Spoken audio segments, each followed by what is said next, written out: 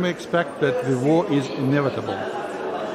Peace is inevitable if really European Union will take seriously the questions of defense, and I hope that it will happen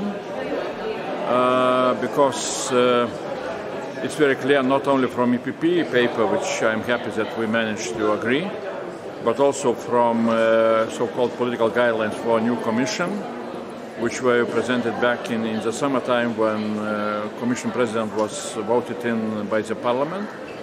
And those political guidelines, it's very clear that defense is one of the most important priorities for the next 5 years, besides competitiveness, let's say so.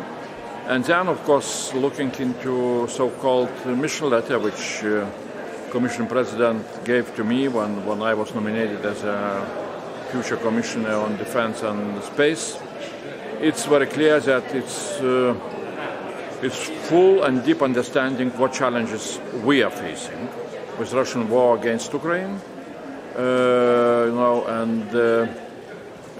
and Russian aggressiveness, not subsiding, and Russia really is building war economy, and that demands from us very clear new policy initiatives, and that is what our paper was also devoted to.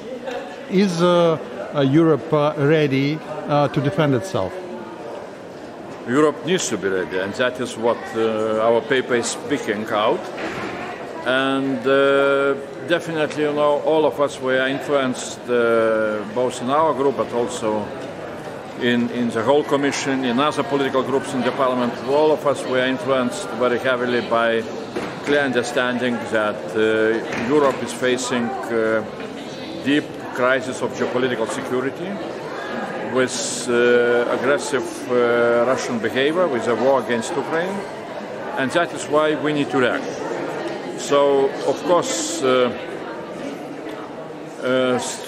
from the beginning of the war, European Union made really some big steps forward in waking up and helping and assisting militarily Ukraine. But my mission letter starts from the wording which sounds very clearly that Europe needs to be ready for most extreme military contingencies, which means Europe needs to be ready for any kind of military aggression. Mm-hmm. And that demands from us to look very clearly into what kind of resources we have now in the European Union for defense of ourselves, and what we need to do, and very rapidly.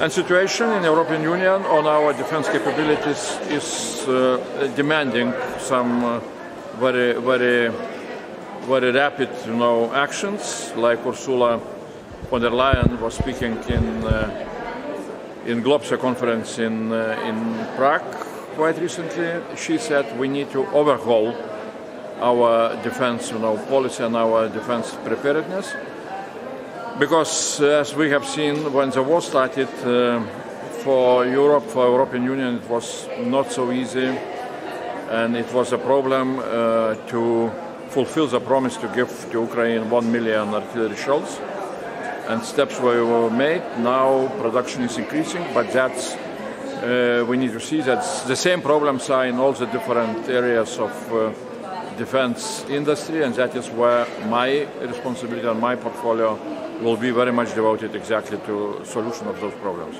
How that's possible in that circumstances to avoid what we call fragmentation of European defense and security sector? Well, fragmentation is reality which we are facing, and that's what we need to resolve. And industry as such does not belong only to member states' responsibility. Of course, there are some provisions in the treaty which allows member states to, to have national approach to their industry. But that makes the whole European Union weaker than we would like to see. That's why I hope that this crisis of geopolitical security will push everybody to understand that we can be much stronger even in our defense industry if we shall act all together. Industry needs long-term contracts. That can be done if we shall be able to convince member states to have a common understanding why it's so important to move into what can be called joint procurement. That would aggregate the demand. Bigger demand will bring lower prices, and also it can bring long-term contracts, which is essential for industries to be ready to produce much more. Right now we see a certain shift from the direct military supply. Then EU countries financing the development of the internal Ukrainian capabilities in the military production.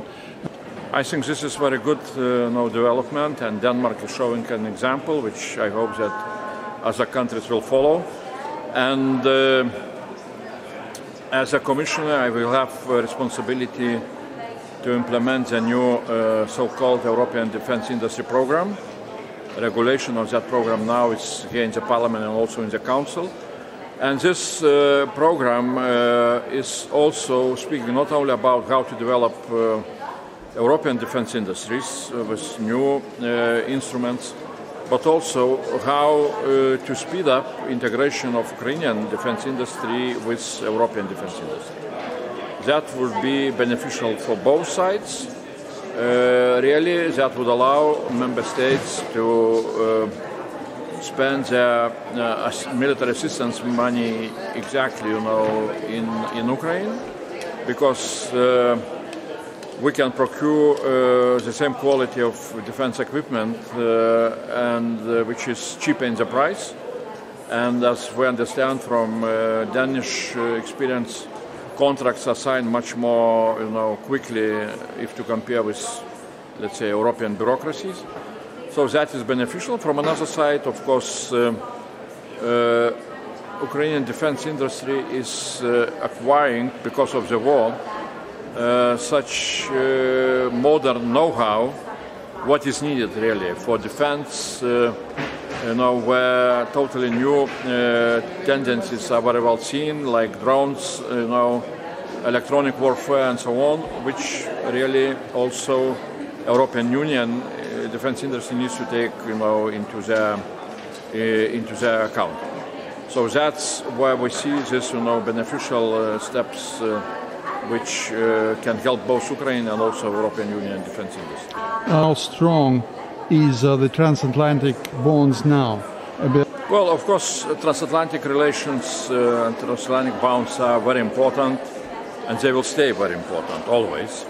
The question is how much of responsibility on defense of European continent needs to take European Union by itself, and that is, where perhaps we need to see very clearly, looking into the longer-term perspective, that since there is not only Russia as a military power, but also China is rising up as a real military power and very, very aggressively developing its own military industry, that in the future, in longer-term future, let's say next decades, perhaps we can expect that Americans simply, because of Chinese development, will be forced to pay much more attention to deter Chinese aggressive, plans, and that is why we need to expect that American presence on European continent, with their possibility to defend Europe can diminish. So that's why we need to take care about our own defense into our hands, but it does not mean that we need to, because of that the bonds in between of United States and European Union should be destroyed. Does it mean that relations between EU and such organizations like NATO are coming through some kind of crisis? Not at all. And the EU is really not pretending to play that role which NATO is playing. And I am quite often asked, so will there be any kind of competition in between, let's say, of European Commission and Commissioner on Defense and Space? and the NATO structures. I am absolutely sure that there will be no competition, because we really now are not pretending to go into those spheres of activity where NATO is very good, like military defense planning, high military command, and so on and so on. But EU can bring added value to both to NATO member states and to NATO itself, because we can take care about possibilities to have much more of defense resources. I mean, defense equipment, defense industry as such, military mobility, because we have the powers which NATO doesn't have. We can raise additional money, and we can have legal regulation instruments which NATO does not have. So I see here exactly some kind of synergy, added value which European Union can bring. Of course, that will demand from us good agreement among member states of EU together with NATO. And of course, it will demand from us some kind of new instruments, how to support member states in an European defense industry, and not only with legal instruments, but also how to find additional financial resources. Isn't it the right time for Europe to think about its own capabilities in the sphere of nuclear deterrence? Well, we need to think, and we can think, and we can discuss all those issues, but perhaps having in mind, short-term perspectives and long-term perspectives. When I am talking about short-term perspectives, I am talking, about conventional deterrence, strengthening our, conventional forces, land forces, air defense systems, and so on and so on.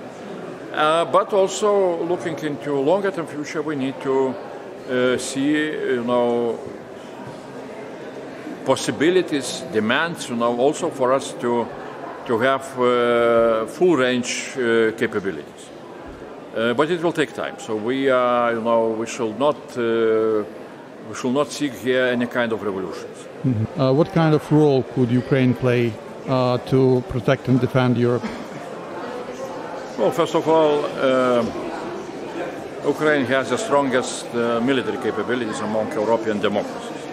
So when we are talking about, European army, I'm always saying, look, we don't need to invent anything new. When Ukraine will become a member of the European Union, really Ukraine will bring also those capabilities, which perhaps quite many EU member states are lacking. Second, of course, when we're talking about security architecture, of course, it depends on the future of Russia. If Russia will stay as an autocratic and aggressive country, which is now with Putin, definitely then we need to simply strengthen what NATO is doing, deterrence and defense capabilities.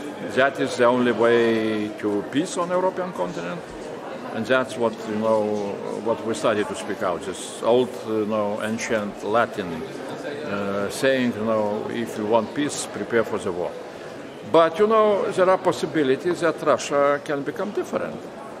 I still am not losing, the hope that at some time Russia can come back to some kind of normality, becoming not aggressive country. Of course, that is difficult to imagine that it can happen while Putin is in power.